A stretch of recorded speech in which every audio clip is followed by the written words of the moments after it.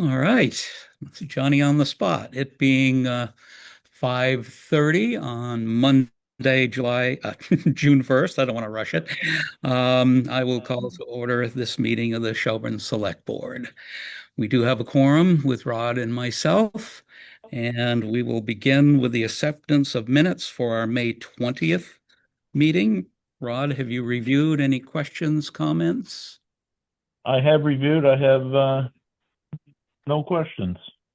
And I saw nothing that needed correcting either. It all seemed accurate. So a motion to approve as submitted, So moved. and I will second. Motion made and second. Any discussion?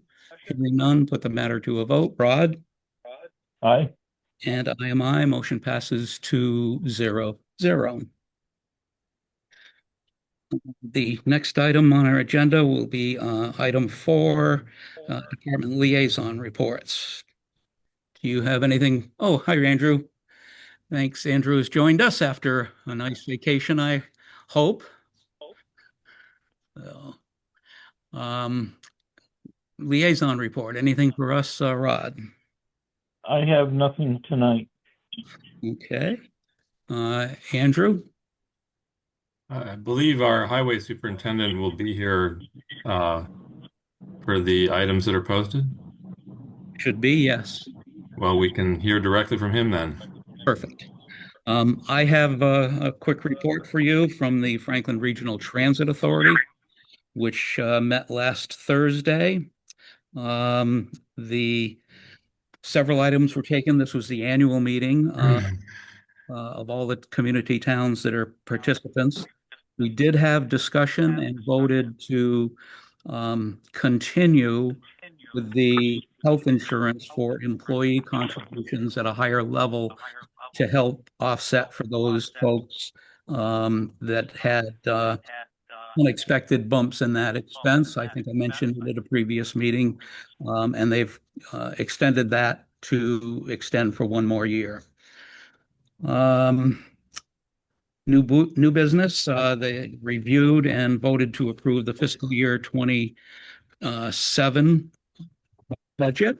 I found it interesting that the Shelburne allocation for the Council on Aging transportation this current fiscal year was 25,000. It went down 60% to 10,000, which surprised me. So I did a little more digging afterwards and found out that the money to cover anything over the 10,000 that they budgeted would come from another on-demand response line item, because Julie apparently lost 3 drivers almost all at the same time and has been struggling along with one part-time driver. So the it was ended up way over budgeted due to the lack of drivers. And if that corrects, or as it gradually corrects, will be funded from another area. So it's not that we aren't getting the amount we should have, which are probably needed. They just did it mathematically in a different spot. There were also nomination, election of chair. Yeah, somebody was feeding back there. I think we got it now. The re-election or election of the chair, vice chair, clerk, and audit committee was also done. A reorganization with a new chair would be the town administrator from the town of Ashfield. And that, in a nutshell, is what happened at the last Franklin Regional Transit Authority meeting. And that, anything from you, Terry, in the liaison nature? Nothing this evening. Thank you. Perfect. We'll jump ahead until as we wait for our first appointment at 6 o'clock. We'll go to old business. The first item under old business is the Pocket Park. I think my fellow board members are aware that we can kick this can down the road a little bit and pass over this item, as we have scheduled a meeting to work out details and preferences with the owners of the property. Given that this lease is up in 3 years, we want to make sure everything's in line and everybody's happy. And so, any concern about passing over that, Rod or Andrew? None. Cowell Gym Tab Room. I see John Walsh is with us this evening. You'll recall the tab room is that little strange portion of the building that tacked on to the back of Cowell Gym, where you go through the loop-de-loop around the back of the building. Has been in disrepair, has doors that are leading to nowhere, doors that are sealed off, and a door that leads to the air on the second floor, rotted sills, etc. So it was put out for bid for tasks 1 through 4. In a nutshell, those are remove and replace existing exterior siding, remove abandoned exterior door in the tab room, remove and replace as needed the sill plates along the driveway and with pressure treated, remove the abandoned door on the northeast side of the tab room in the main basement space. And that's items 1 through 4. We had 2 bidders. Excuse me. One was $46,550. The low bid was $38,573, submitted by Renaissance Builders of Gill. And the recommendation is to award tasks 1 through 4 as bid to Renaissance Builders. Any comments or discussion? What was that amount again? $38,573. And the funding is coming from? It was already set aside for the Cowell Gym repair project last year.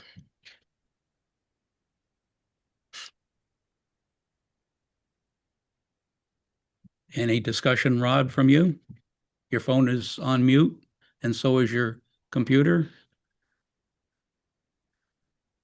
Unmute one of them, and we'll see how it goes. If your phone is going to remain muted, unmute your screen and see if it works without freezing up on you. Can't hear you. In the bottom right corner of your window for Zoom. He's there, got it. There you are. Okay. Did you have a comment, Rod? No, I don't. I viewed the 2 prices and I'm happy with Renaissance. I was quite surprised to see the difference in the price of the Hardy plank, which is a cement board product, compared to wood clapboard. Almost $10,000 cheaper for the Hardy plank, which holds paint, doesn't weather, etc. I'm surprised. I thought it might be the other way around, actually, but I agree. That's appears to be a great price, and we need a motion to accept that bid. So moved. So moved. Second. Moved and seconded. Any further discussion? Hearing none, we'll put the matter to a vote. Andrew? Aye. And Rod? Aye. And I am aye. Motion passes 3-0-0. New business. Paul Hollings, newly elected town moderator, has a request in your packet to asking to be named a special municipal employee. I did a little digging along with what he had supplied us in writing, and I agree that here you can be a special municipal employee without, even if you don't get paid as a volunteer basis. It's a designation in this case that would allow him to continue to be a substitute teacher at Mohawk as well as town moderator. Any comments, discussions, questions on this item? I would move that we approve Mr. Holling's request. I'll second. Moved and seconded. Any further discussion? Hearing none, put the matter to a vote. Andrew? Aye. Rod? Aye. And I am aye. Motion passes 3-0-0. Home Fruit Wine, request for 7 one-day beer and wine licenses. Also in your packet, all of these events are at the Apex Orchard in Shelburne Center, several for which we've offered one-day permits. I think there's a Peach Festival, a Fall Festival, but they're all at all of these are at Apex Orchard. Comments, questions, discussion, motion. I move that we approve the one-day permit request submitted. Or the ones for Apex Orchard. I'll second. Moved and seconded. Any further discussion? Hearing none, we'll put the matter to a vote. Andrew? Aye. Rod? Aye. And I am aye as well. Motion passes 3-0-0. Next item under new business is the disposition of town-owned tax title properties. This is an item that we've had multiple discussions on since I began my first term 3 years ago. The auditors regularly suggest that we should not be carrying $593,500 in assessed value on the books for no good reason. Previously had looked into the process for liquidating them. There are municipal auction companies that do this as a specialty. They suggested doing them all as a batch, not picking them off one at a time. We kind of let this sit a bit while town meeting came back for the second time for Mechanic Street. Now that that has passed, I believe it's time to go ahead and push this forward and begin the steps necessary to liquidate the 6 currently town-owned tax title properties. I sent you all a sheet with the 6 properties with their map location, the lot number, the address, and all of the accumulated numbers, whether they're buildable or not, non-conforming, etc. Any comments, discussions, thoughts?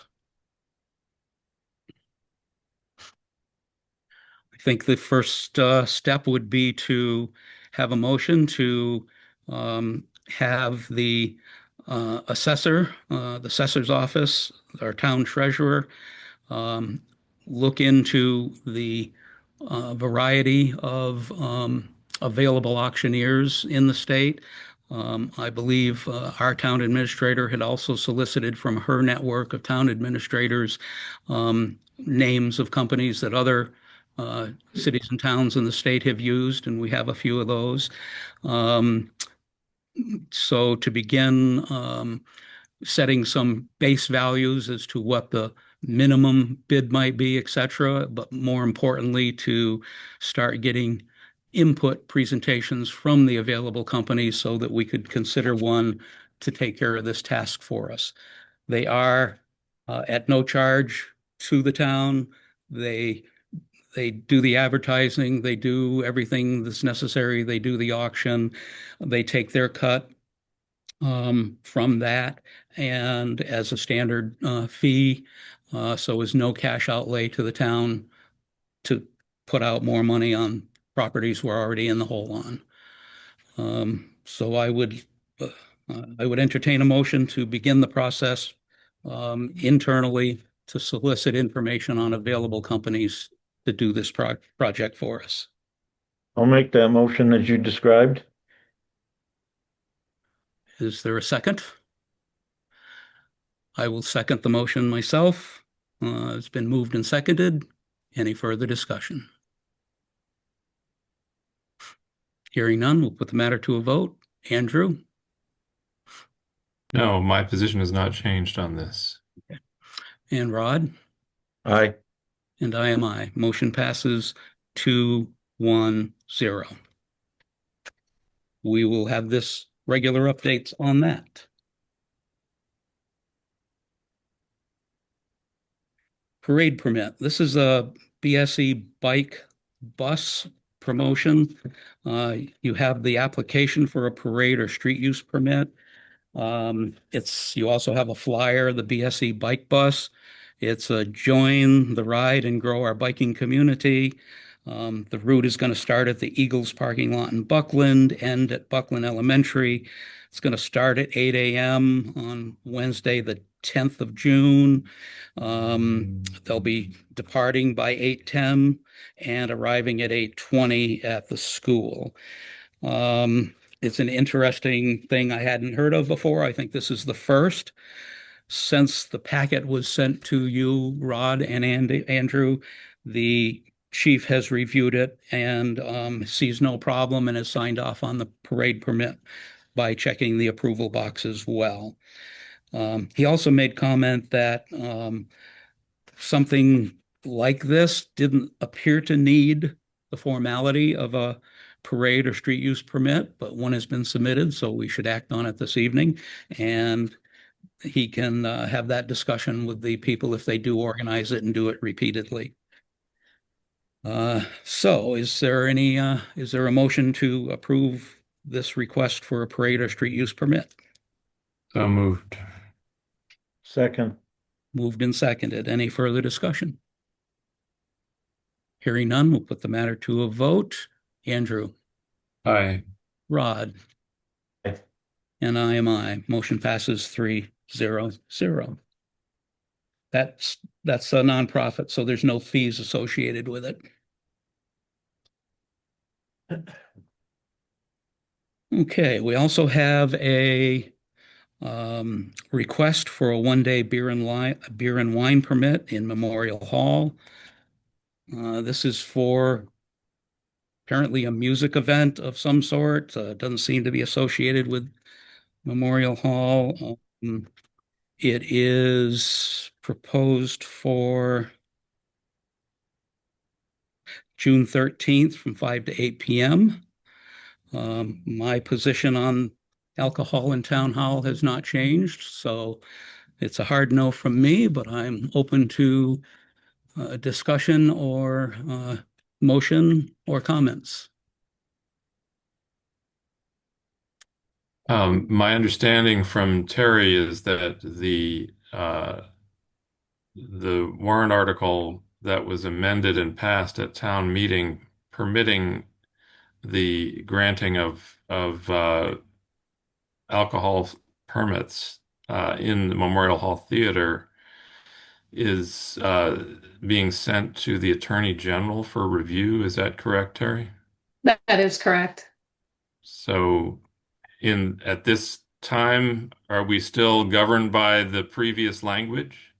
Yes. And the previous language is somewhat vague about our role in this matter. What is the current reading of the previous language? Well, I think Go ahead, Rick. I think the application of the previous language is the same as the new one. It's a decision made by the select board. Okay.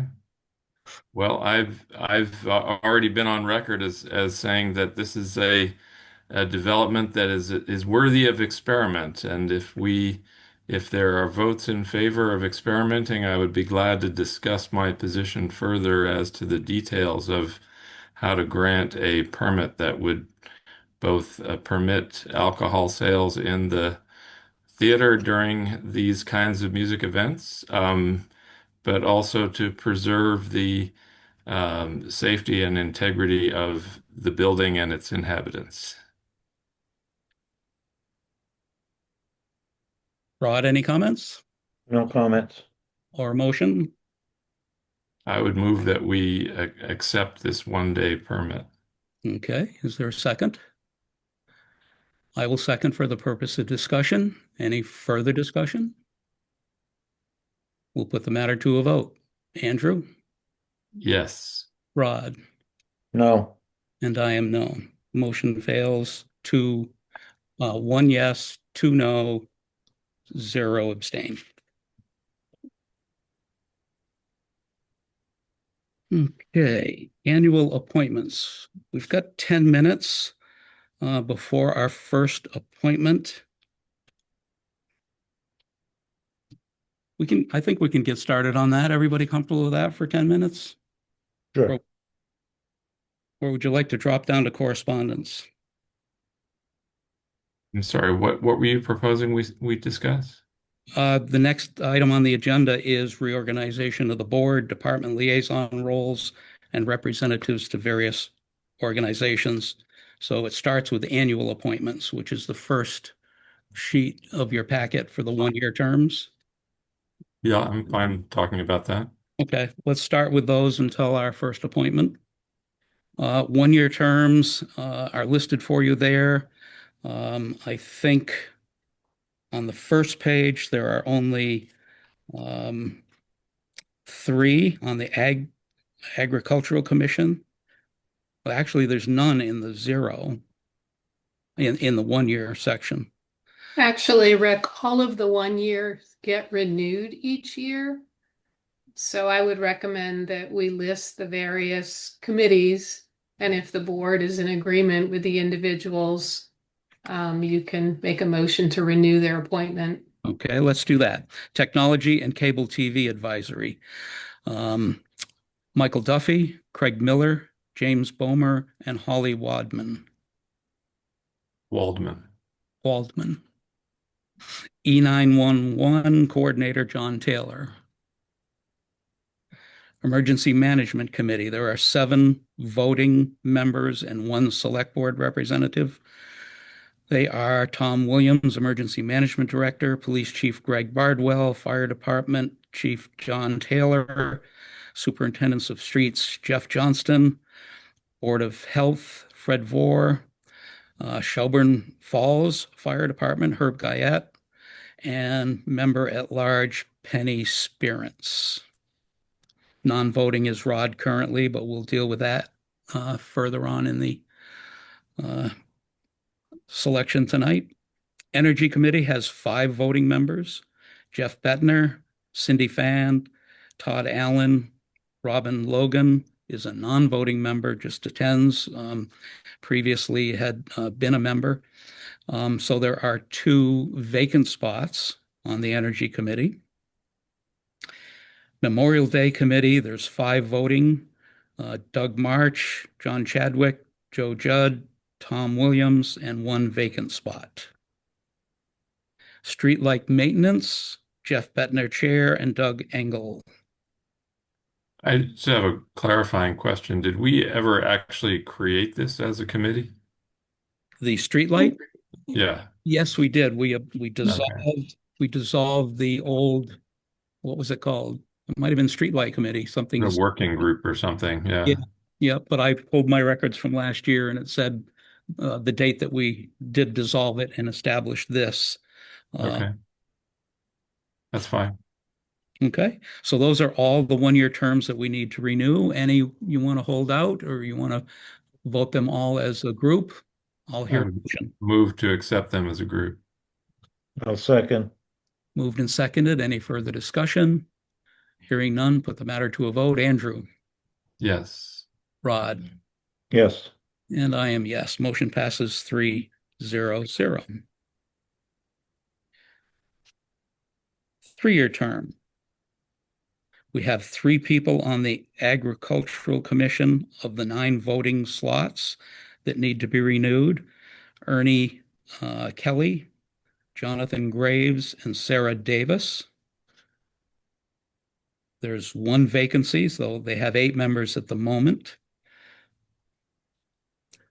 Carl Nealman Scholarship, Sherry Taylor. Oh, she doesn't need renewal, and that's 2008. 28. Yes. Hill Cemetery Commission. There are 5 voting, 1 vacant, and up for renewal for a 3-year is Elizabeth Burnham.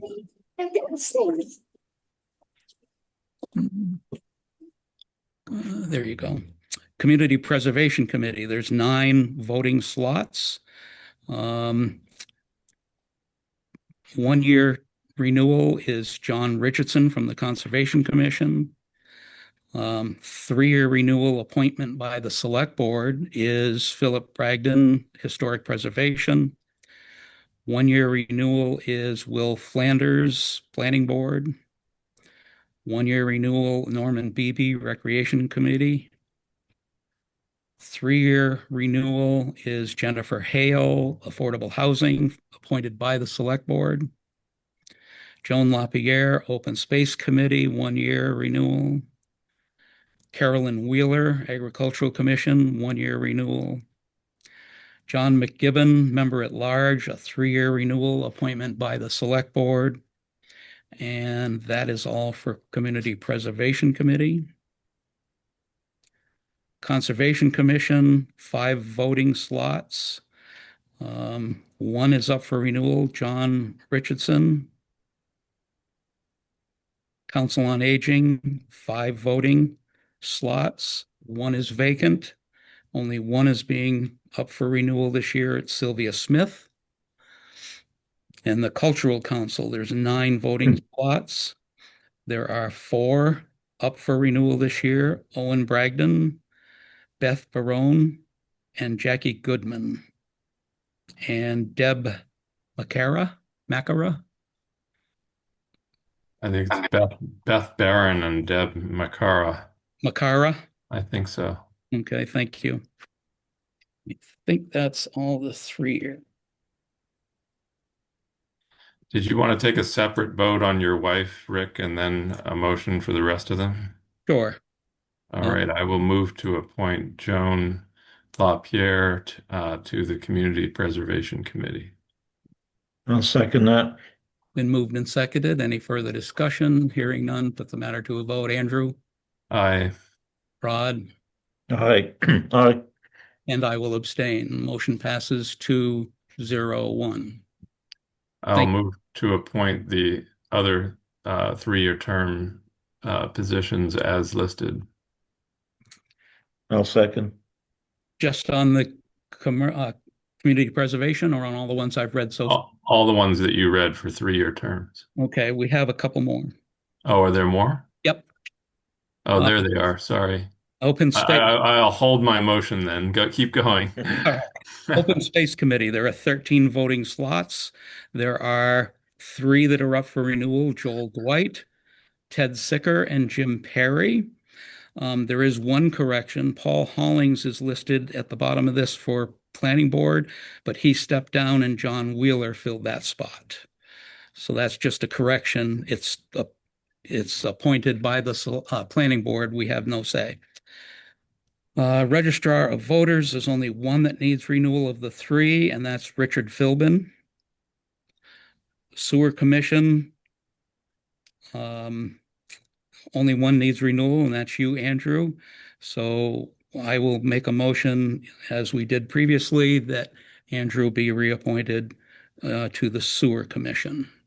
I'll second that. Moved and seconded. Any further discussion? Hearing none, put the matter to a vote. Rod? Aye. I am aye. And Andrew? I'll abstain. So the motion passes 2-0-1. I guess I am allowed to vote for myself, but that's okay. We'll keep it clean. And the last of the 3-year terms is the West County Senior Services District. We have 2, and Christine Baronis is the only one who needs renewal. That completes the list of 3-year terms for our appointment this evening. Do we have a motion to reappoint all those listed? So moved. I'll second. Moved and seconded. Any further discussion? Hearing none, put the matter to a vote. Andrew? Yes. And Rod? Yes. And I am yes. Motion passes 3-0-0. We will hold off and go to our first appointment here in 1 minute, right on time. It's a public hearing. We want to start on time. Okay. It is 6 o'clock. So I will call to order the meeting, the public hearing for proposed public safety improvement projects on South Shelburne Road. This proposal, I think, is a Mass Works grant totaling $1 million. And we do have public with us this evening, so I'll give you a real quick read of the proposal outline. The town of Shelburne's proposal is to rebuild, resurface 1.7 miles of South Shelburne Road. Scope of work would consist of replacing 10 to 12 culverts, followed by erosion control and bank support, a full depth reclamation and vibratory compaction and fine grading would take place to stabilize the subbase. Calcium chloride would then be sprayed to tighten up the freshly ground subbase. Then asphalt binder in the amount of 2 inches would be laid out for the base coat, followed by 2 inches of top base. The estimated cost for culvert replacement with bank support and erosion control, FDR with vibratory compaction and calcium, and finalizing with 4 inches of asphalt is estimated at $1 million. This safety improvement project will strive to enhance and retain the beauty of scenic Shelburne. All work on this project will be performed within the existing right of way, and all abutters are notified via town website and U.S. Postal Service. We also have with us this evening our Highway Superintendent, Jeff Johnson. Jeff, would you like to weigh in? Yeah, so this hearing is just to alert everyone that we are applying for a MassWorks grant, upwards of $1 million, to repurpose this section of South Shelburne Road, pavement only. We'll replace the culverts that need be. If they don't need it, then we won't touch. With the culvert replacement, we're going to do severe erosion control and bank support to solidify those areas, which are the weakest. Followed by, once that's done, we possibly put sub drain in, and we're going to do a FDR to the road, which we're just going to grind it up, pound it back down, fine grade it with vibratory compaction. We're going to add some calcium chloride to it to tighten the material up to strengthen that sub base. We're going to put 2 inches of binder down and 2 inches of top to give you a full 4 inches of road depth. I think it'll be beneficial to everyone out there. It's pretty rough road. Not a lot of driving surface, and depth wise, I see that a lot, and it makes it harder for us to patch it when it's light like that. Nothing to hold to. So I think it'll be beneficial for everyone that lives on the road, those that don't, and then eventually when, the big Bardwell's Ferry Bridge opens, it's probably going to be heavily used. So it'll be beneficial for those that use it as well. Terrific. Do we have anyone from the public who would like to comment on this public hearing project? People that, well, I forgot who it was, but anyway, we had people, Hello. set up a rails, a couple of rails. Can you hear me okay? Or, I hear somebody in the background somewhere. I hear John Taylor. Yeah, go ahead, John. So Jeff, you mentioned that you're not going to do all the culverts, but just selected culverts. Is that kind of on a as you go basis? Is that how it's going to happen? Well, and if we get awarded, we'll do a further inspection. Most of them are the old steel culverts and probably should be pulled. But even if they're the steel ones, if they're still in good shape, I'd rather not touch them. Because they do have longevity to them. I'll be in South Carolina. And second question was guardrails. I know Old Greenfield Road got a whole bunch of guardrails. Does this project include guardrails? Depending on where the money is, that it could be added in certain areas. That call for it. There are areas that are very steep. Okay. All right. Thank you. Anyone else want to comment on this? Yes, please. Peter, please identify yourself. Peter Stevens, 270 South Shelburne Road. Okay. Any idea of timetable on this? I guess not if we haven't got the money yet. Correct? Right. The grant window just opened. We have to actually have it submitted by Wednesday, and usually it takes 3 to 4 months for them to make their decision. And then the state will then issue a state mandated contract, and then they'll issue a notice to proceed. So we're probably looking, just to even before we even start, if we got it, probably in 2027. In a project like that, would probably take, give or take, 3 months. Not all together. The culverts, will start with culverts first, and then the grind, and then pave. Okay, thank you. Okay. All right. Rick, if I might. Yes, you may. Peter, thank you for your comments. Please mute your machine. Go ahead, Andrew. Jeff, I'm just curious whether Terry Walker has worked with you on crafting the economic development arguments for this grant, because I know MassWorks puts some emphasis on tourism and economic development. Absolutely. Yeah. She worked with me. We reached out to other individuals to gain, I guess, proper language as we write. It took a long time, and we finally got everything together Monday, or no, last Thursday we got everything together and submitted. So now it's just a waiting game. Terrific. Any other comments or questions? Hearing none, we will close this public hearing at 6:06. And do we need to take a vote to approve application, or is that all we needed to accomplish, Terry? I think the vote was taken earlier in the process, authorizing Jeff to apply for this. It does ring a bell. Terrific. Thank you, Jeff. We'll have another one in 8 minutes. 8 minutes. Thank you so much. They're advertised. We're going to do it when it's said it to happen. Let's go back to our agenda item for annual appointments. We have 5-year terms next, but there are none that need reappointing. That would be the Zoning Board of Appeals, which has a full board at the moment. Appointed officials. These are 1-year terms.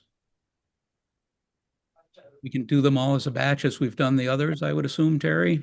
Yes. Okay. Accounting Services, Darrell LaPlante. Animal Control, Kyle Dragon. Assistant Assessor, Karen Tonelli. Board of Health, there are 3 voting members, Ron Kelter, Fred Vore, and Lynn Dole. We have a vacant slot as clerk, and of course, Randy Crozier as the health agent. Regional Public Health Nurse is Lisa White. Building Commissioner Jim Hawkins, James officially. Chief Procurement Officer, slot is vacant. Cowell Gym Director, Grace Thorne. Emergency Management Director, Thomas Williams. Fence Viewer is vacant. Field Drivers is Kyle Dragon. Forest Fire Warden, James Holey. Fred W. Wells Trustee, Suzanne Bishop. Highway Superintendent, Jeffrey Johnston. Highway crew members, Steve Hoare, Joseph Finks, and Raymond Townsley. Inspector of Animals, the Barn Book and Quarantine, both James Bragdon. Measurers of Wood and Lumber, James Stacy. Municipal Vulnerability Preparedness Coordinator is a vacant slot. Parking Clerk is Terry Narkowitz. Planning Board Clerk is Susan Durkee. Plumbing and gas inspector is Andrew K. French. Would someone who's talking mute their, perhaps Linda or one of the phone number onlys? Would you mute your phone or your connection? We're hearing background. Police Services Advisory Committee. There are 7 voting positions. 3 are from Shelburne. The rest are from Buckland. It's myself as the representative from the Select Board, Todd Dubrio for the Finance Committee, and Ken Eisenstein, member at large. Police Services Advisory Committee, we can pull out my representation from the Select Board because we'll deal with that later under liaison assignments. Police Chief Greg Bardwell, Sergeants Timothy Butrevich, Kurt Gilmore, Detective Tucker Jenkins, Patrolman Chris Pettengill, and Jeff Belanger. Reserve police officers for Shelburne, Edwin Thurston, Jeff King, Corey Powell, Chris Miner, Ted Hanna, and Robert Carmody. Traffic control officer, Joseph Murdoch. Reserve officers, Ashfield, Fred Bazzaio, and William Bissell, and Eric Haberman. Charlemont, Jason Pelletier, Benjamin Duga, James Galius, Carl Zimmerman, Francis Noyes, Kyle Sweeney, and John McDonough. Conway, Donald Bates, Chief, Randall Williams, Christina Conklin, Christopher Miner, and Mike Habel. Secretary, Select Board Recording Secretary Faye Whitney. Sewer Commissioner's Clerk is Heidi Corona. Town Administrator Terry Narkowitz. Transfer Station Attendant is Scott Mercier with Joseph Fink as a spare attendant. Treasurer Collector Angelina Bragdon. Treasurer's Assistant Gabe Volker. Veterans Agent Christopher DeMars. Veterans Grave Officer Joseph Moynihan, and Electrical Inspector Tom McDonald. Those are all of the 1-year appointed officials. Comments, discussion, or motion? Question. Yes. Can we run through some of the vacancies and possibly address them if we can fill them before we vote on the list? Okay. Chief Procurement Officer. My question about that is Terry does a lot of our procurement and liaison with the FERCog around procurement. So I'm curious why Terry is not our Chief Procurement Officer. It requires quite a bit of schooling. It's a certification to hold that title now. In the past, Bob held it. But because we do our bidding through the FERCog, 98% of it, we have not filled that position in quite some time. I see. So it's not something that we need to fill then? No. Okay. Fence viewer is also vacant. I was going to nominate Rod to that one since I served with pride on that one for many years. Rod, you're out there swinging at the fences. What does that really entail, fence viewer? Well, technically, you're supposed to work with farmers to make sure their fences are intact and their cows are not getting out. I'd be willing to do that. Good job, Andrew. All right. Municipal Vulnerability Preparedness Coordinator.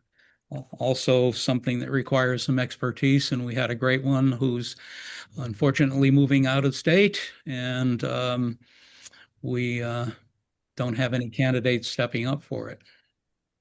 Well, I had one question before we move on from that is Tricia did, I believe, help us secure a grant for municipal vulnerability preparedness. And Right. Terry, are you the one following that through? With the FERCog's assistance, Uh-huh. I'm Okay, only processing from the billing standpoint. I see. Because it seems like, am I correct in surmising that there's still money to be had in that bucket if we had somebody to go after it? I would think so.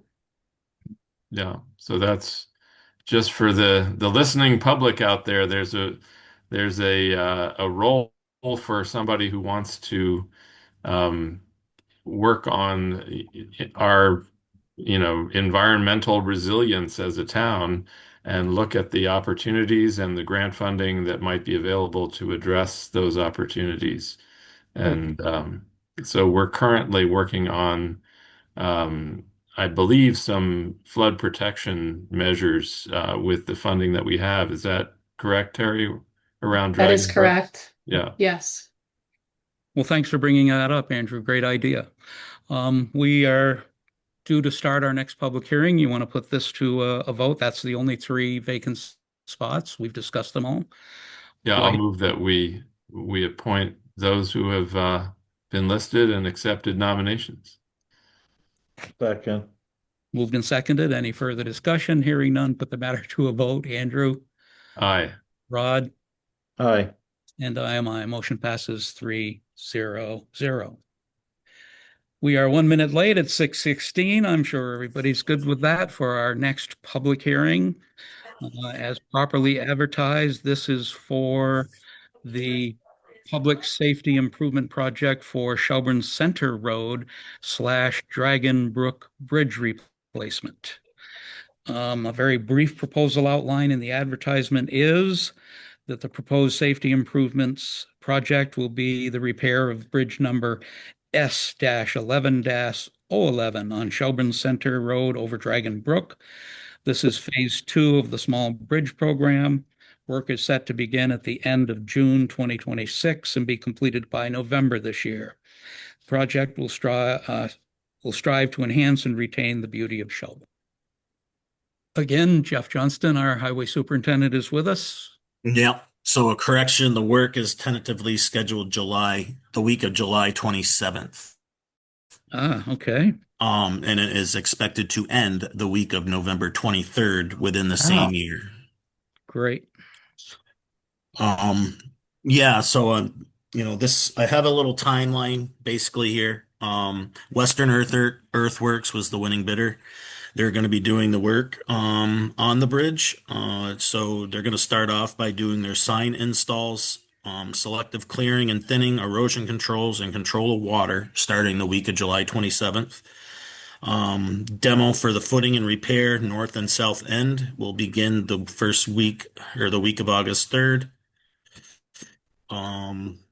The week of August 10th and the week of August 17th. So they gave themselves 3 weeks for that. Rebar and the dowel footing repair areas will be the week of the 24th and the week of the 31st of August. Pour and pump mortar, strip the forms and backfill. Stream bed will happen the week of September 7th and September 14th. Remove stream bypass, that'll happen the week of September 21st. Excavate for the approach slabs and pressure injection of the cracks will happen September 28th and October 5th week of, and October 12th week of. They're going to form and rebar and pour approach slabs the week of October 19th and the 26th. Or did I say that wrong? I got them mixed up, didn't I? No, I got that right. Backfill culvert and approach slabs will happen October 26th, the week of. Pave, binder, milling, the mulch, install guardrail, and granite curbing will happen the first week of November. Pave the top course line stripes and loam and seed will happen the week of November 9th.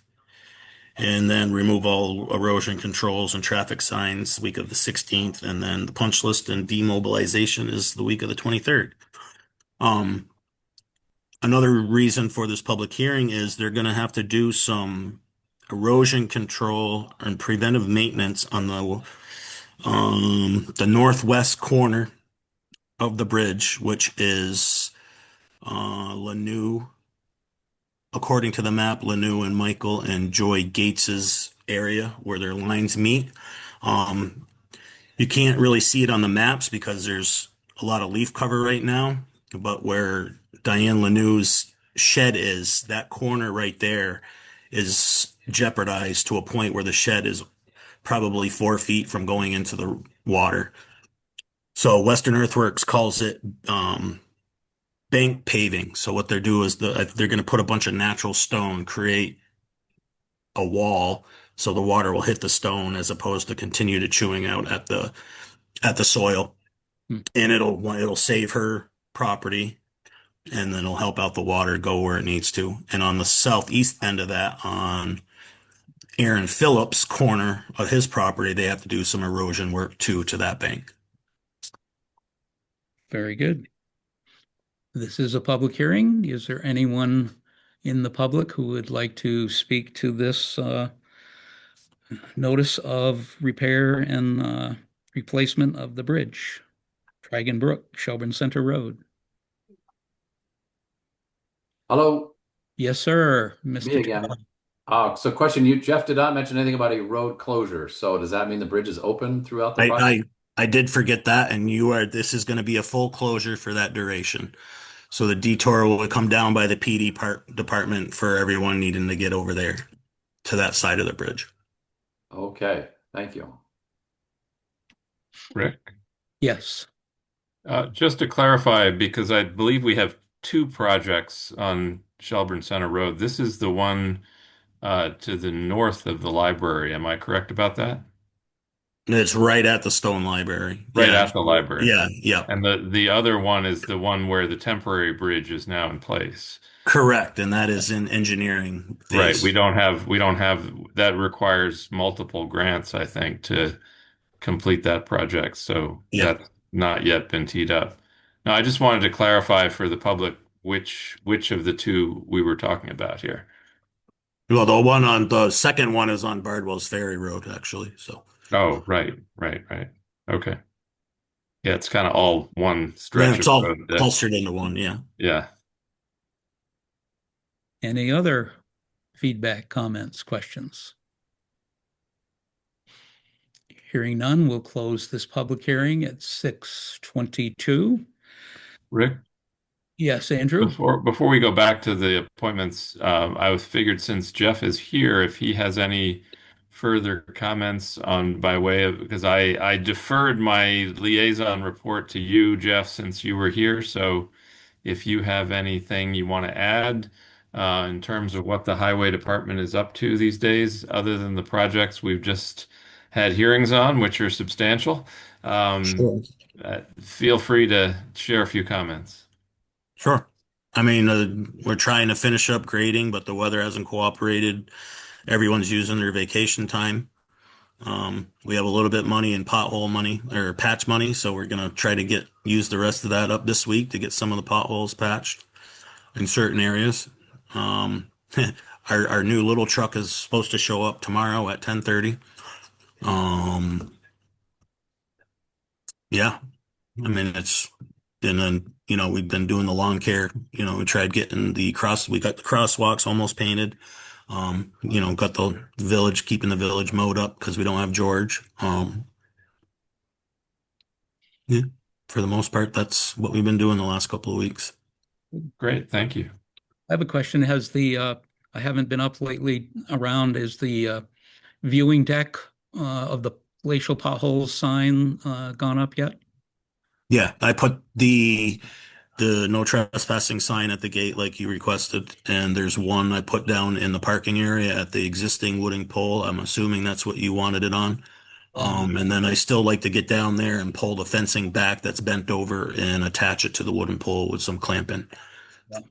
Good move. You can see the well-worn path where people are trampling that fence down. No wonder the property owners, the residents there are complaining. Thanks for Yeah. taking that. Yep. Okay.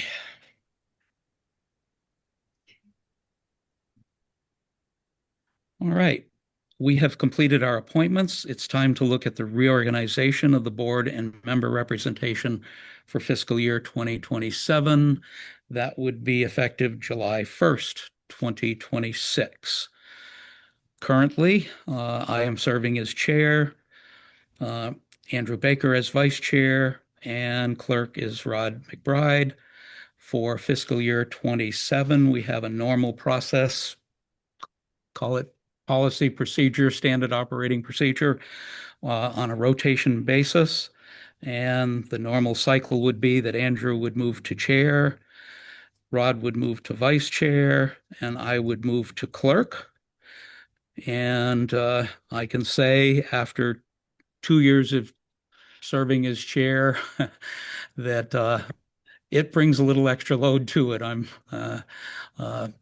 appreciative of the job it takes. My first year as a select board member seemed pretty intense, a lot to learn, a lot of time spent. Had no clue how much more got added on when you take on the chair position. So, Andrew, it's all yours again, provided you accept. Well, I actually have a question about that, Rick, because Terry, correct me if I'm wrong, but I believe that I served for 2 years as chair prior to Rick. Is that not correct? You did. But So that was, why is it coming back to me? Shouldn't Rod be next up? no, the cycle the reason I went 2 years was to get us back on the proper rotation. The newly elected person starts at clerk. Second year vice chair, their last year of their 3-year term is chair. So this is coming up on your last year of the current 3-year term. You should be chair. But you don't have to accept it. I hear what you're saying. I know you both work full time, and it's a load, but we don't have to do it. I just said that's the normal protocol. I'm just in the interest of giving Rod some experience and the fact that you and I have both served for 2 years at a clip, it seems to me like it would be fair to hand off to Rod, but if he doesn't want to do it, I'll take it. Right now, I don't have time to devote to chair. Okay. So I Well, would graciously have you accept it. all righty then. Well, you'll get a year to warm up the chair then, Rod. So you're good with taking it again, Andrew? Yeah, that's fine. Okay. That sound like a plan to you, Rod? It does.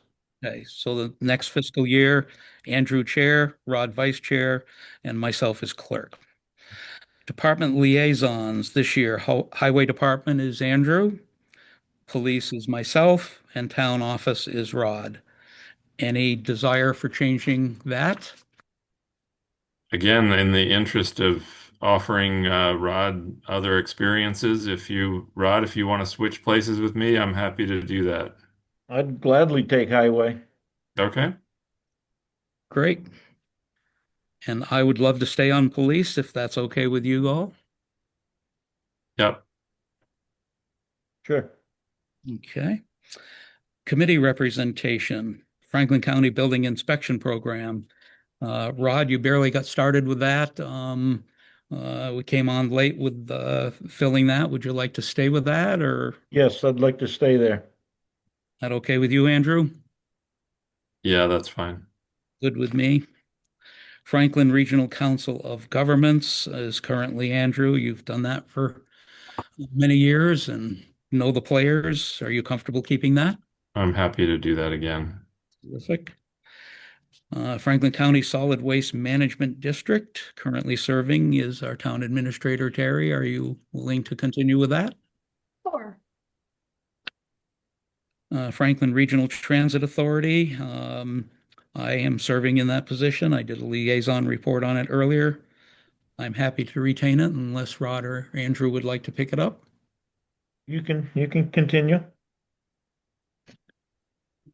Franklin Regional Planning Board representatives, we appointed John Wheeler as the Select Board representative, and the Planning Board selected Paul Hollings as their representative. And they're up for reappointment to that. Pratt Building Committee, Andrew. Happy to share that with Rod if he wants to take a crack at that one, but I will continue if nobody else wants to do that. I'll let you continue. Okay. And Veterans Services Center, Rod. I'll gladly accept that. I am totally good with that as well. That is all of the reorganization. Do we need to vote that, Terry? Sure. Just All to right. have it in the minutes, that would be fine. Rick, before we vote on that, I just had one other question going back to the list of appointments. We had a vacancy on the Board of Health in the clerk position. Is that just a pro forma title, or does that person actually is that the position where the minutes are taken? Do we have professional help for them to do that, or At how the does that moment, work? it's myself and Randy covering their meetings. I see. But if we had a clerk, would that person do that work? Yes, yes, it's been advertised in the past with no takers. People want more hours than a once a month meeting. So So that is a paid role though. If yes, it if is. if somebody were to say, I just again, since we have a few people in the audience here, I thought I would just do a little advertising and say there is a role out there that is vacant, and that there's even a little money to be had for helping out the Board of Health. So just wanted people to know that there are vacancies that we're going to be looking for people on. Good idea. You mentioned that people wanted more hours. What is the current hours available in that? Do you know, Terry? Their meetings last less than an hour once a month, so it's easy for Randy and I to cover them. Gotcha. And I can see why it'd be tough filling that position and paid for an hour, an hour a month. But Okay. that clerk person is just the minutes taker, or are they a voting Yes. member of the board? No, they are not a voting member. It's just clerical. Okay. Yeah, it might be helpful to just in the way it's listed, it looks like they're a member of the Board of Health, but in the same way that the Select Board has a Select Board clerk member, I was a little confused by that, but anyway, for the record. Yes, the Board of Health has 3 voting positions, and that's Ron Kelter, Fred Vore, and Lynn Dole. Okay. Non-voting is the vacant clerk, and then Randy Grosher as the health agent. Oh, okay. Is the clerk listed as a non-voting position?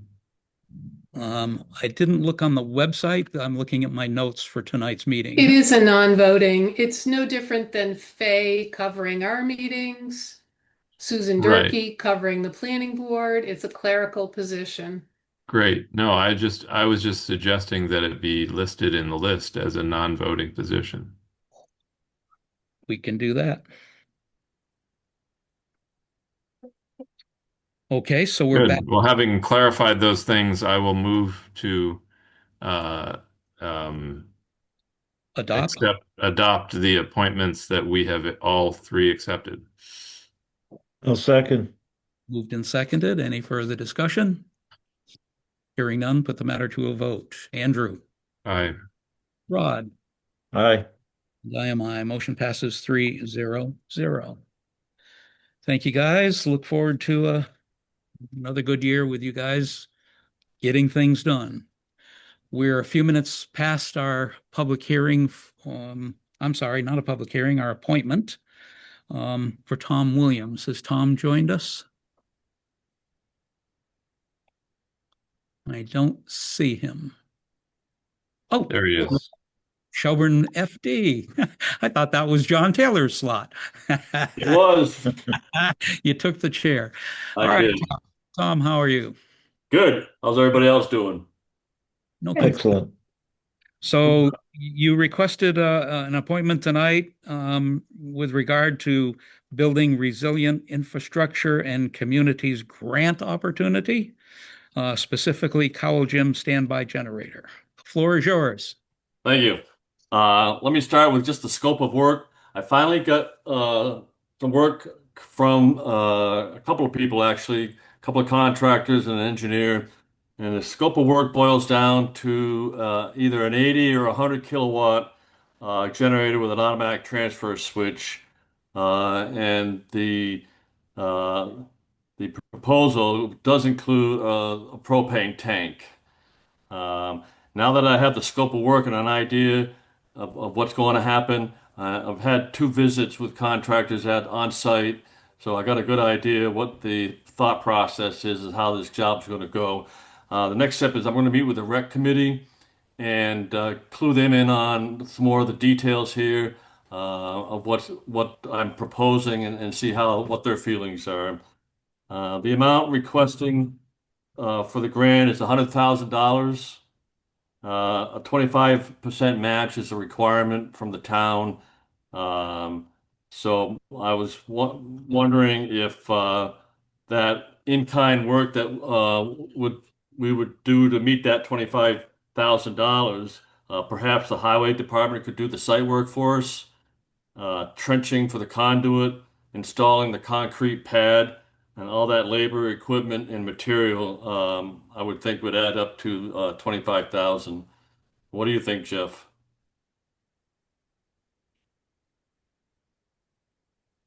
I have no idea. I don't know what's in the works, so. All right. I'll get with you later on that and kind of give you some more details then. But does the highway department have any problem pitching in on this? I don't know what you want me to say. Okay. No, I mean, we can work around stuff. But we also have other issues going on in town too with sewer lines and stuff like that. So All right. Well, the grant is an application process. You have not filed the grant as yet, correct? That's correct. So Yeah. by the time that happens and the grant is approved, I think if it is approved and we get the money, then that's the time to nail down a process with the select board members to find out what might make the most sense. Okay. Um, Tomorrow I have to submit um, the application and all the adjoining documents need to be submitted prior to the 8th of June. However, the suggestion that came through was to do it a few days prior to that in case there were any technical difficulties. And I was wondering if I could meet tomorrow with you, Rick, to get a bunch of signatures on these applications and other forms, perhaps at 8:30. Provided my fellow select board members think that's right to go ahead Okay. and make this All happen. right. Yep. Great. Let's see. The application needs to be submitted through the website, FEMA Go. I'm taking care of that. I have all the submission forms. There was a lot of documents needed for this thing. The initial application with all the general information. There's another form with the budget information. There's another requirement that we sign a construction program assurance. There's a lot of assurances that the mandate we follow this, follow that, and mostly just federal guidelines. There's a match commitment letter to sign. The benefit cost analysis summary that had to be written, and a project evaluation criteria. Um, it was more of a long report of why we needed it and how it's going to benefit the town, so on and so forth. These are all the forms that have to be looked at, reviewed, and about half of them require some form of a signature. Okay. Other than that, I await your questions. Rick, Yes, Andrew. Tom, Rick was just starting to talk about the timeline, so maybe you could tell us if this grant is awarded, when you would anticipate wanting to start that construction work. I have no idea what the timeline is as far as the approval process. I would anticipate months, but I mean, this is really the first big grant I've written. Learned a lot, but I have no idea of the timeline, to be honest with you. Would have to go out to bid afterward as well. Yeah. Exactly. Yeah. Mhm. So we're likely talking about next spring in terms of, Could very well be. And that's probably more than likely. Yes. okay. And just one other question for you. I just put the Two Town News out to its readers, and one of the items in there is about the Trinity Church's capital campaign. So I'm assuming that you are in collaboration with them about their own plan to raise money for a generator for their basement kitchen operation and things like that. Yes. In fact, I'm a member of Trinity Church, and I was at the kickoff meeting yesterday that was conducted at the Shelburne Falls Brew and Pub. Um, and that's just the generator is just one facet of the whole campaign. But yes, and so I'm fully aware of what's going on there. They did ask me for some upfront advice a few months back, but they are very eager to promote or to get themselves more involved with community service. And what they want to do is partner up with Cowell Gym Shelter. So if there ever is an overnight need for the shelter, then they would activate their kitchen and be willing to serve meals to the occupants of the shelter. And they also are looking to maintain a warming and cooling center. So at any time the power is down, they'll be able to continue with that operation, whether it's feeding warming and cooling occupants or the shelter over there at Cowell. Great. Terrific. That's a great facet to be aware of when you're thinking about the warming, cooling use of the cowl. If we had a generator, you still got to feed people. So Right. that's symbiotic, is it? So good. So my question then to Rod and Andrew is, this application deadline is a week from today. We won't meet again. We can't discuss things not in a meeting posted. So tonight's the night to kick this around. You heard mention that it would require a 25% match. Whether that could be in kind or whether we could find money for it elsewhere, or whether this doesn't happen till next year and we could bring it to town meeting. There's a lot of options, but he will, it sounds like, be asking me to sign documents that include that match agreement. Is this something you would like me to proceed with signing? Yeah, I guess a question for you, Tom. When you just approached Jeff about the possibility of the highway department contributing the in-kind construction work, it seemed like that was Jeff's first shot at this. Have you not had any conversation with him prior to this about that? I have not, no. Okay, because that just for future reference, if you're going after $25,000 in kind, that would be good to have kicked around more than a week before the deadline. Well, you're right. You're absolutely right. And I tried to include as many people as I could in advance of all this, but I don't want to say. Let's just say that part of it is my fault, but a lot of it was trying to uh, get the work done from the contractor and from the engineer, and they were late coming with a lot of their work, and so. And I thought it'd come in a lot less than 100,000, so I was a little surprised, and that's why we're up to 25,000. But in the future, I totally agree with you, Andrew, that it's a team effort of stuff like this, and I will always include as many people as I can in as timely a manner as I can. It's just it didn't happen that way this time around. Well, one of the reasons I raise it in addition to being the current liaison to the highway department, is that we've just approved our budget for next year, and this is not in that budget. So it doesn't seem like we have like a cash backup unless Terry has some ideas about other pots of funding that might be sneaking around out there, but I don't know that there are. So it feels like the in-kind labor is our option for this grant. Am I correct about that, Terry, or do we have any other options? We don't have any pots of money lying around for the highway to use As match, yeah. as match, yes. Yeah. Okay.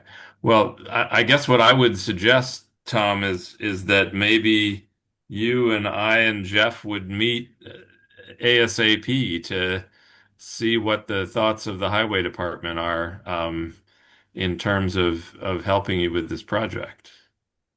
Okay. Absolutely. Does that make sense to you, Jeff? Thumbs up from Jeff. So where does that leave me? You guys want to do this this week as soon as possible, and then if you come to agreement that that's okay, and Rod is in favor of it, and you are, Andrew, that I sign those papers, that I'm authorized to do it, or have your support to do it. Well, I'm in favor of the project in general, and so I would vote tonight to authorize you to sign the papers, and hopefully Rod would also, but that we would, you know, delegate the completion of the description of the match portion of the grant application to Tom and Jeff to finalize. Does the match detail how it would be matched in your paperwork, Tom? No. Okay, it just says the town will provide a match. Yes. And that's an in-kind match. There are other possibilities. This was just a suggestion I had up front. I mean, if there are other avenues I believe that we could explore. But Like what? it's just that the bottom line is that it has to be 25%. Right. So what are the other avenues? Well, that would there'd be other funds available through whatever we might have off to the side, but we just found out probably is not anything else that we could tap into. So Right. I could go back in and look at some more details into this and see what I can find. Okay. I mean, if you don't need a detailed outline of how we're going to provide this match, if it just says in-kind match 25K, then I think we're good, you know, and we Yes, just have to work out the actual details with Jeff in terms of being able to actually deliver on that if the grant is awarded. correct. Well, we also would have the option of not accepting it once it was awarded, right?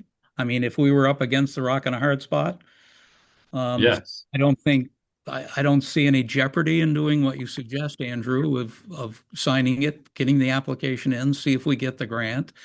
If we do, then we go to work figuring out how to commit that 25% match, even if it's next town meeting, next annual town meeting. Could be that long before the process happens. Or we can say, hey, we just appreciate getting the grant, but we can't do it and refuse to accept the grant. I mean, I think we have options that we're safe to do what he's asking us to do. Do you agree with that, Andrew? Yes, I'm happy to move that we authorize Tom to submit this grant on our behalf. Hey, Rod, I'm in agreement with that. Terry? John Walsh is asking if he can comment. I don't even see him on the, oh, He's here he there. is. Unusual, but briefly. Well, I would just like to point out that there is already a pad next to the gym that a generator would easily fit on.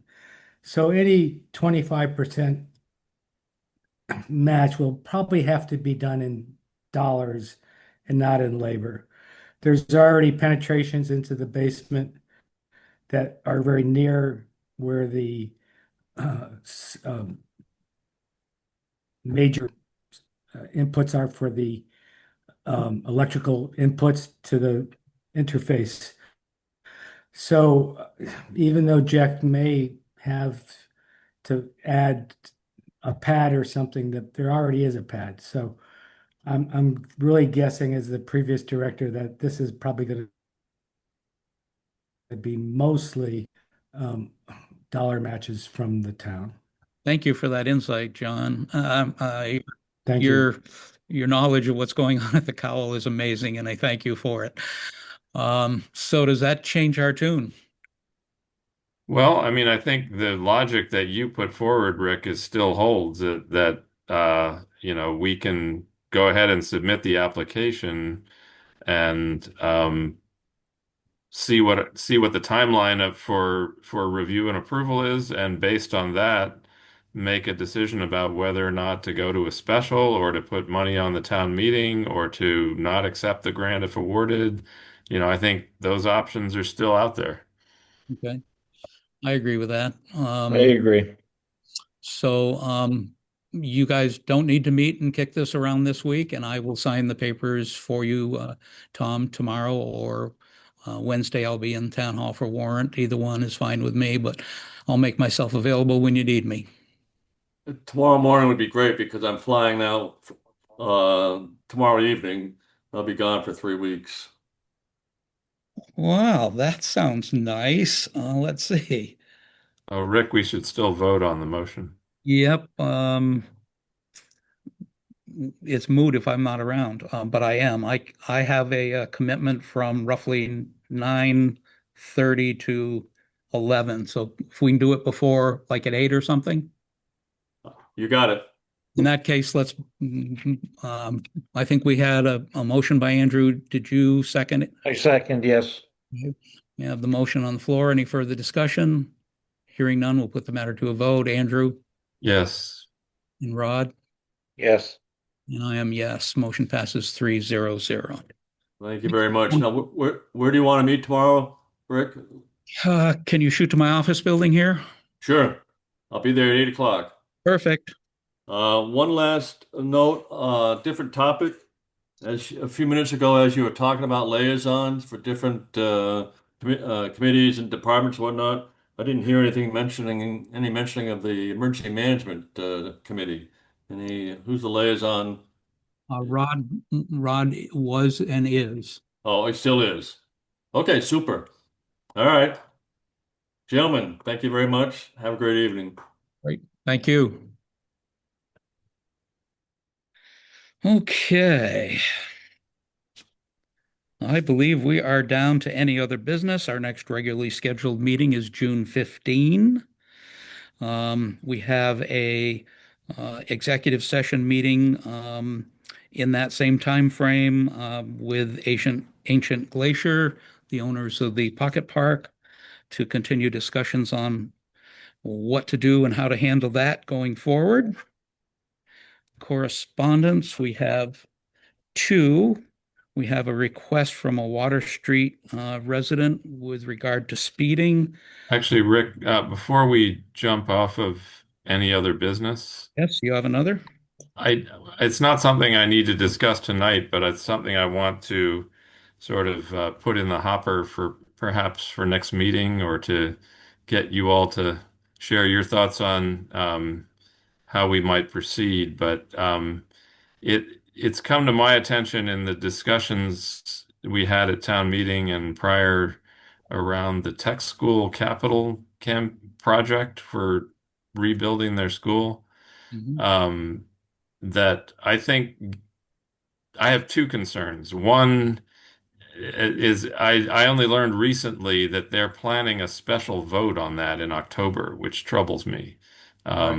Because they're spending money on an election that they don't need to spend money on. And 2, there are 2 elections on either side, the primary and the general. And the general will be the best opportunity for the most people to have a vote on this. And it seems like having a special meeting is kind of in violation of that principle, because you get low turnout at specials and you get high turnout at general elections. And so I don't want them to be thought of as with our federal gerrymandering representatives who are busily choosing their own voters. It seems like a vote in October would be viewed in that same regard, that the tech school is choosing its voters. And I think that we should push them to put that vote on the November ballot. So that's one issue. And the second is that I think we need to engage our own voters on what it is they're signing up for before they get to October or November, and have the Finance Committee really study that question and come back to us with a recommendation of should we, as a town, commit to the next 20 years of capital payments for what is probably the equivalent of a backhoe every year for 20 years. And what's that? 30 years. How many? 30. 30 years. I'm sorry. A backhoe for 30 years. 30 backhoes we're going to have. And so, it's a significant chunk that you were adding on top of the significant chunk in tuition that we already pay for our 15 or 17 students who go to the tech school.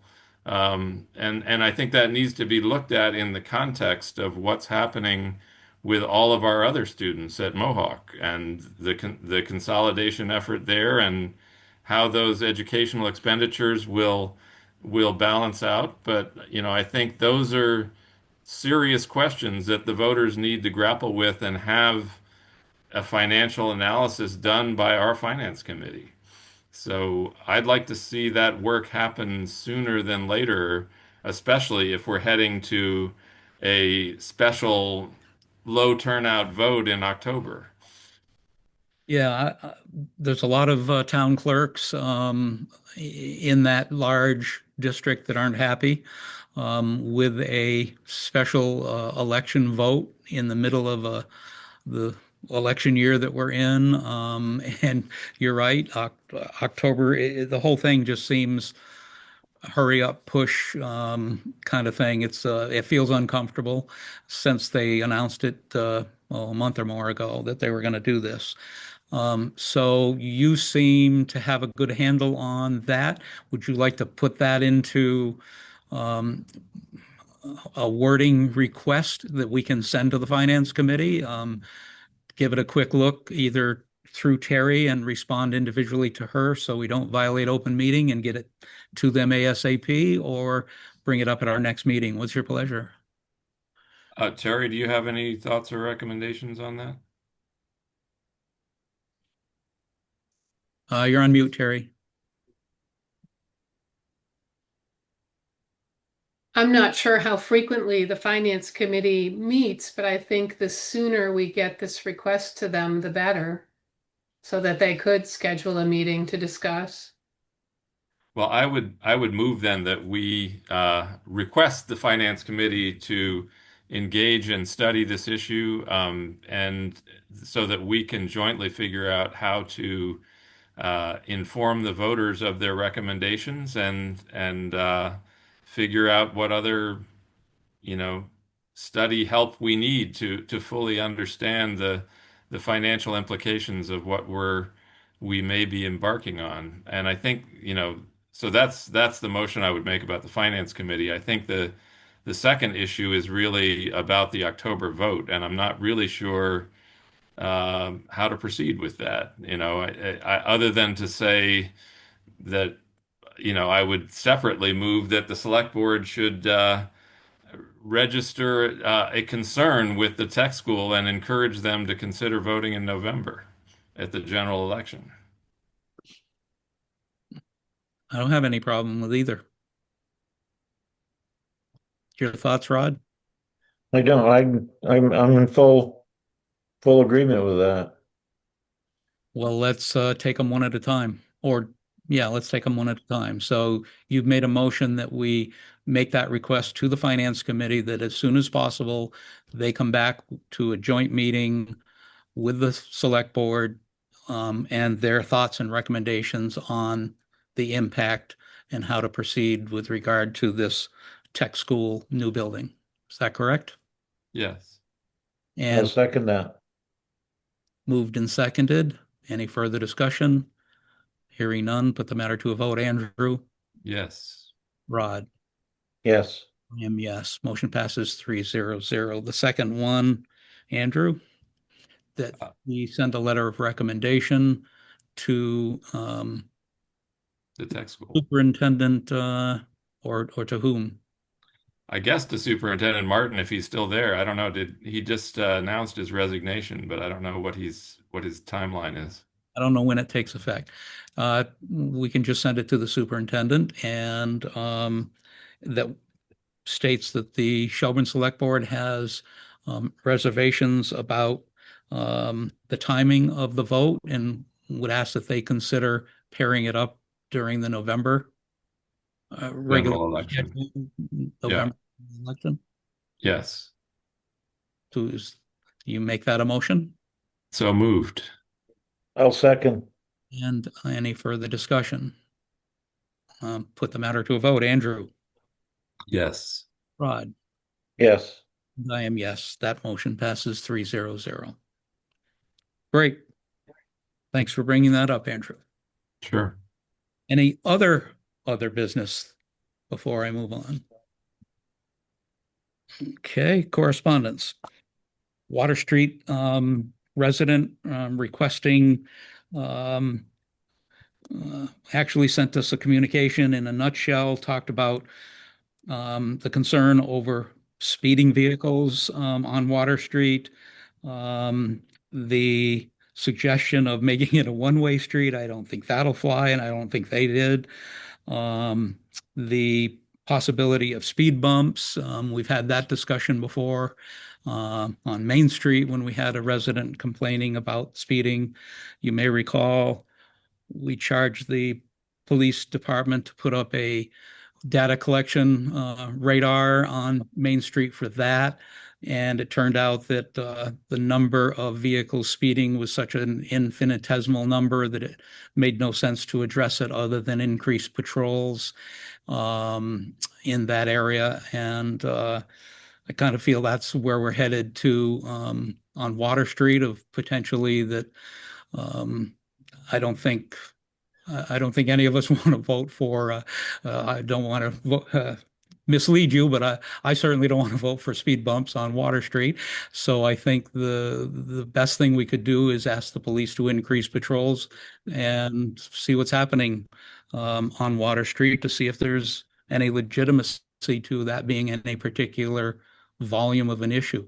I use it regularly, and I haven't seen any evidence of it. But your thoughts, Andrew?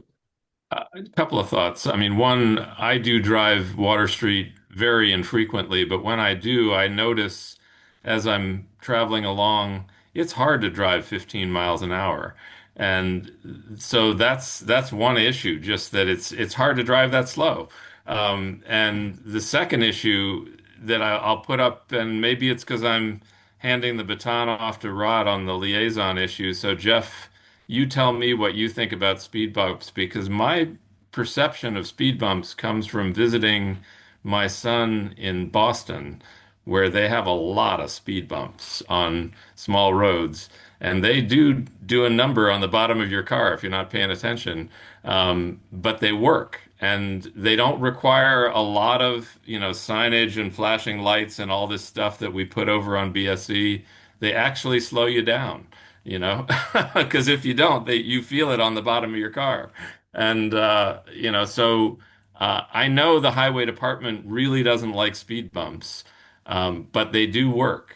And so I just want to put that pitch in to say I'm okay with speed bumps. Well, I think Yeah, I mean, my point was that we don't know this is an issue. We have one person who's brought this to our attention, but we don't know that it is in fact an issue that needs addressing. Well, So, I'm happy to study it if we want to put a speed camera up there or whatever that device Mike, is. that would be my suggestion, is start and collect the data first.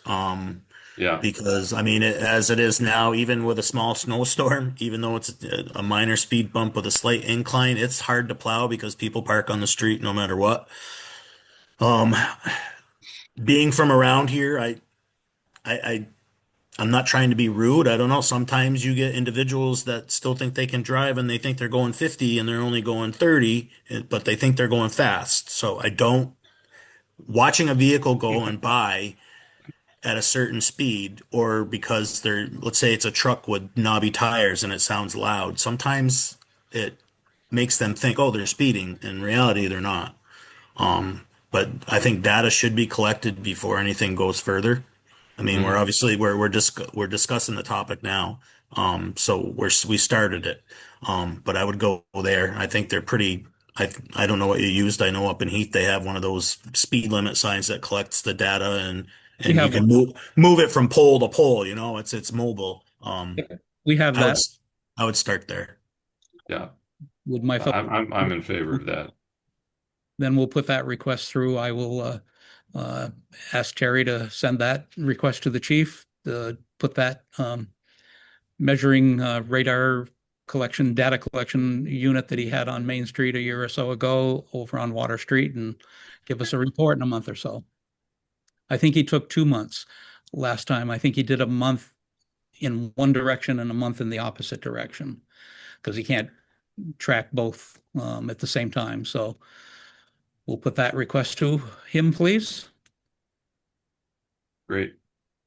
Okay, the second correspondence is request for considering in-person hybrid meetings, something that has been tried before for the select board. The mechanical technology that we tried, I think it's called an owl camera, in a large meeting room, is not the best, and hearing things was very difficult. I attended 5 months of negotiations for paraprofessionals and 5 months of meetings for the teachers' negotiations in the last year. And they have a system there that people would come in, and I was unable to hear every other word of that. That technology is not good. I think the other issue that we have with that is that um, our meetings by Zoom are so convenient for everyone that more people can participate. The biggest advantage is that we have the cable, the Shelburne Falls Cable that records and runs this for us. An hour on average after we adjourn. They're live on YouTube, ready to be watched, and people like it because they can fast forward by the things they don't want to listen to and stop and listen to the ones they do. And I think everyone, just like me, gets a lot of feedback from people that see them. Falls Cable, because uh, um, they wouldn't be doing it during that time frame in an in-person meeting for us, would mean a lot of the burden of operating that would fall to Terry, and she has her hands full during these meetings as well. And lastly, Falls Cable broadcasts our meetings 6 times a week. So you don't need internet. You can just watch it on TV at your leisure, pre-scheduled. So I think the opportunity for people to hear and listen to our meetings is there.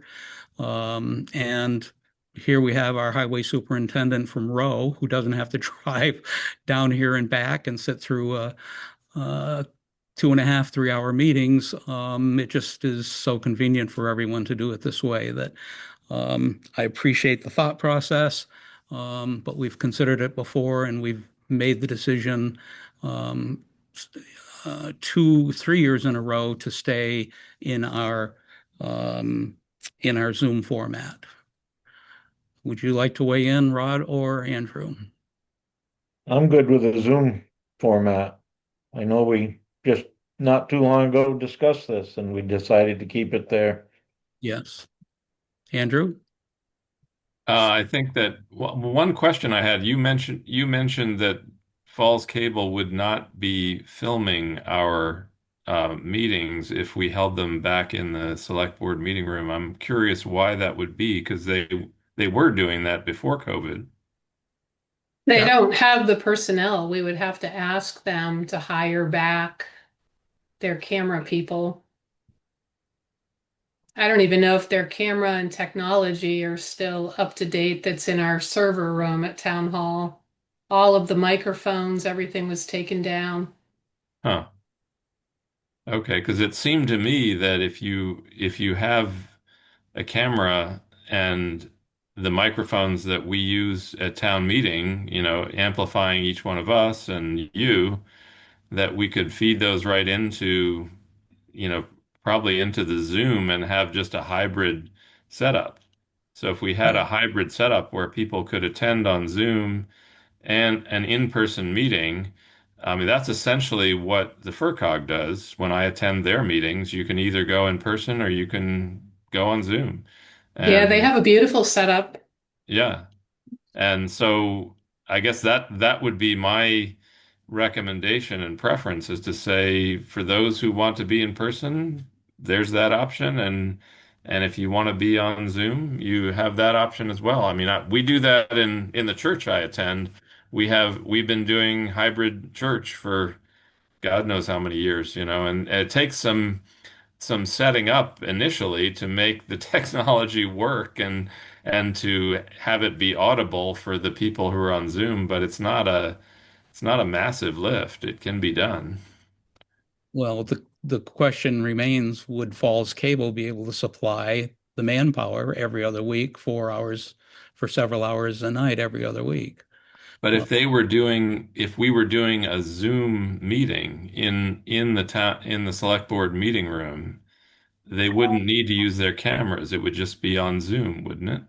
Well, you just said if we had the cameras from town meeting, but that was Falls Cable cameras, so you confused me perhaps. No, no, no. That was my initial question because we did have them uh, there before COVID, but I understand now that Terry was saying that we would have to, or they would have to rehire people and upgrade their equipment. So my suggestion was not to do that, but rather just have a Zoom setup, um, for the hybrid meeting so that it would just go directly to Zoom the way it does now.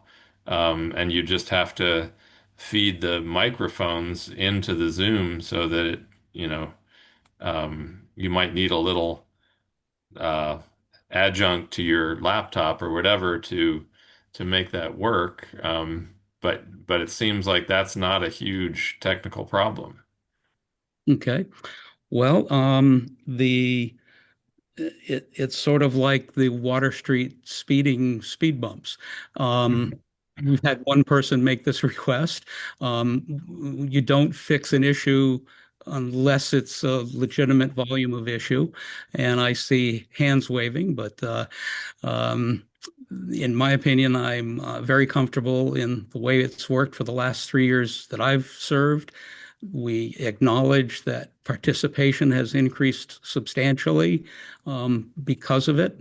And I, for one, would like to stay the way it is currently. Um, any further discussion, comments? My feelings are what you just expressed. Okay. So we've reviewed, discussed, and I don't hear any motion.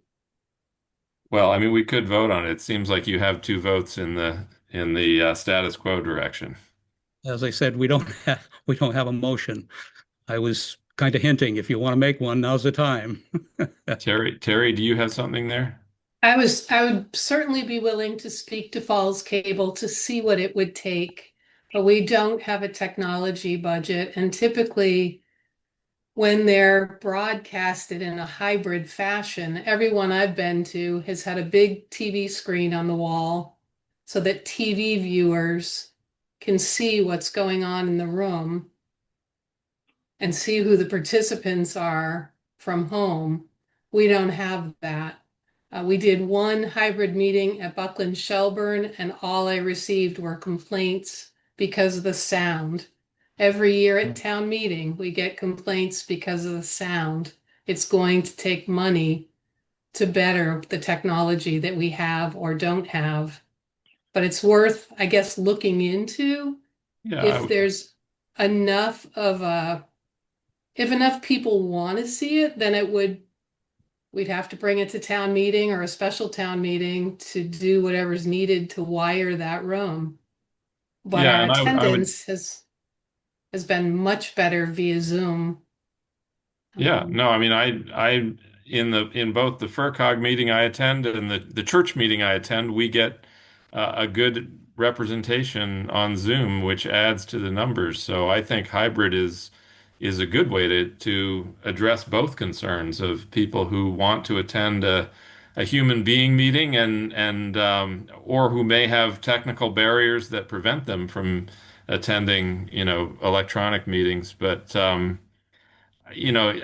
FERCog obviously has more resources than we do to manage a hybrid meeting, but I would say that in my visits to the town of Buckland, they have solved this problem. So Buckland does hybrid meetings, and you might want to start your research there and just say, what does our neighboring town do? Because I believe they have the technology to do both. Hmm. So I'm not going to make a motion tonight, but I'd be interested in exploring the feasibility of hybrid meetings and what that entails in terms of cost and technology. Okay. Well, let's leave it at that. Thank you very much. Okay, we have last item on our agenda tonight is public comment. If we have anyone who's on who would like to comment on anything we've discussed tonight, I'll give you the protocol. The protocol is we'll let you speak for up to 2 minutes. You give us your name, your address, and speak, as I said, for up to 2 minutes. Policy of the select board has been, and will remain this evening for sure that we will hear your comments and thank you for them. And we don't respond or debate or answer questions. And so is there anyone who would like to speak to us this evening under the public comment section? Identify yourself. Yes, can you hear me? I'm Tamara Sloan, 51 Water Street. Oh,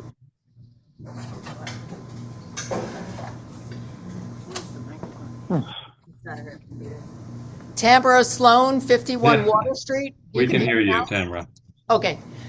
So just very quickly, I do live on Water Street and there are speeders, so I would also love to see a sign to gather more data. But I wanted to speak about the Memorial Hall liquor license. I'm just confused because I thought at town meeting we voted to allow that to potentially happen, to at least experiment and see how it went. okay. Thank you for that comment. Anyone else? Can you hear me? Hello? Hello? See a phone number ending in 3801? Yeah, this is Zachary Livingston. I'd like to make a couple of comments. You live First, on Water Street, correct? oh, what? You live on Water Street, correct? No, I'm on 45 Bridge Street, apartment 4. Oh, Bridge Street. Yeah, that's correct. Go ahead. I wanted, oh, what? Go ahead.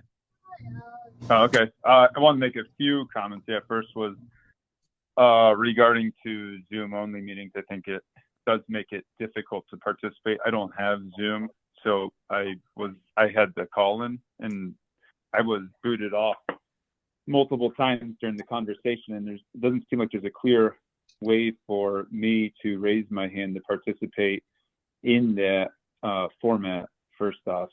And then second off, going back to the Memorial Hall vote, there is, I feel like the vote today was in contrary to the spirit of the amendment for the bylaw that was made, that was overwhelmingly voted on by the town. It was not really close. It wasn't even counted. So at this moment, like as the bylaw stands, people, until it is passed by the state, can go into a town property without, and crack open a beer. And the amendment that I made was so that people would do that responsibly and under, going through the same licensing process you would go everywhere else. Now, just because someone doesn't agree with having, they don't agree with, having alcohol in town buildings, it's not supposed to be a decision that's made by discretion. It's supposed to be a decision that's made following the bylaws, which in that case wouldn't really be based off of personal opinion. It'd be based off of following the law or also following the will of the people, which run contrary to the vote that you guys cast tonight. Okay, thank you very much. Anyone else like to speak? I see a hand. That's that, Maya. Your unit is on mute. There you go. Hi, Maya Winfrey, and I'm at 99 Main Street. I have two comments. One, in the discussion about the tech school capital vote that's scheduled for October, I appreciated that you all are interested in seeing if we can get that at a time when we can have more voters weighing in on that. And I want to just suggest that you reach out to other towns that are in the district that might be in a similar situation to us, to ask them if they would consider writing a similar letter. And the other thing that I wanted to mention was that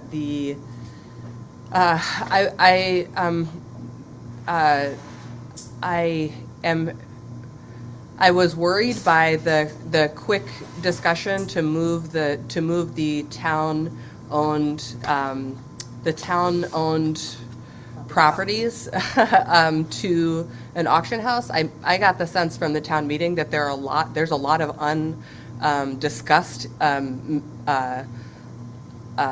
a lot of things that are not discussed that didn't get to come to discussion at that meeting, and that I don't have any idea how people feel about. I think those town properties they do belong to the town, and it's our responsibility to foster those kinds of conversations so that we can move forward. And I'd just like to leave us a little bit of time to have some of those conversations and to see the select board kind of leading us into spaces where we can find out what voters are thinking about that. Because the votes just seem to go in 6 different directions there. It seemed like there were so many different issues on the table. I mean, I feel like it would have been much clearer if we could have just voted on, anyway.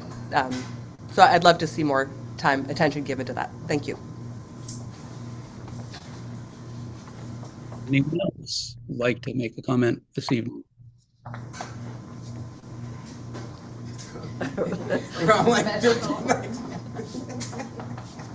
Identify yourself, Lynn. Lynn Vanander, 90 Main Street. I had a similar concern about doing an auction of the town-owned land. I'm interested in seeing the town maximize the benefit that comes back to the town from these properties, and selling them all at once at auction seems like the least, we'll get the lowest amount of money for those properties. So I was confused about that. I also have been in communication with you all about people who are interested in helping to improve the pocket park. And I was surprised to see that the meeting with Ancient Glacier was going to be in a executive session, and I didn't hear any reference as to why. So I'm just curious about that. When I saw it was on the agenda tonight to schedule that executive session, I sent an email over, which our community volunteers are thinking that there's 2 options. One is to invest a good bit of money in improving the pocket park, which we're willing to raise for the select board to decide how you want to use that. But it seems like we need an extended lease with Ancient Glacier. And short of that, something quick and easy would be, we could raise money to buy shrubs and trees, and we could ask to see if the highway department would be willing to plant them. We also have people who could plant them, but we understand that you have a level of professionalism you want to maintain, and we want to support that too. So we're looking at both ends of the spectrum, and we're really interested in just helping out to see what would work best for the select board. And we'd like to be a part of a conversation about that at some point. June, you can still plant trees and shrubs. The next opportunity is next fall, and we're missing out on our quiet enjoyment of shade in that park in the meantime. So something maybe short and sweet would be kind of fun to do quickly. So anyway, those are my thoughts. Thank you. Anyone else have any comments or questions?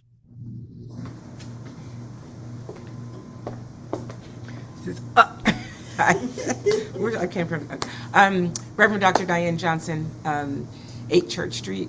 And I just want to make a comment about how do we provide the opportunity for as much civic engagement as possible. So I'm going to also weigh in about having the select board meetings be hybrid events. So where we could have both people who want to show up in person as well as those who cannot, or where it's more convenient. So it's the best of both worlds.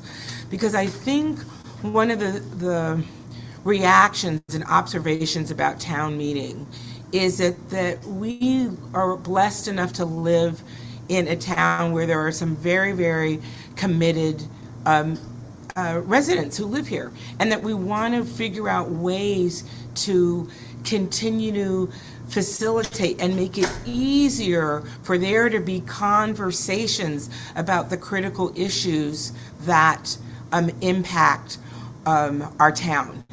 And I think that finding ways that will allow for discussion, both, outside of select board meetings and as well as open comment time during select board meetings, so that we have a sense of understanding what the issues are and what the will of the town is, and how do we continue to strengthen the relationship between how residents feel and the spectrum of opinions, and in a sense make your job as select board members easier, because you're getting more feedback from us as residents.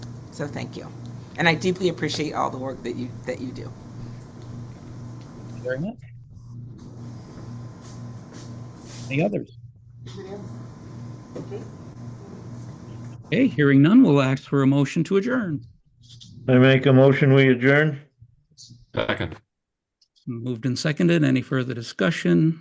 Hearing none, put the matter to a vote. Rod? Aye. Andrew? Aye. And I am aye. Motion passes 3-0-0. We adjourn at 7:27. Have a good evening, y'all. Aye.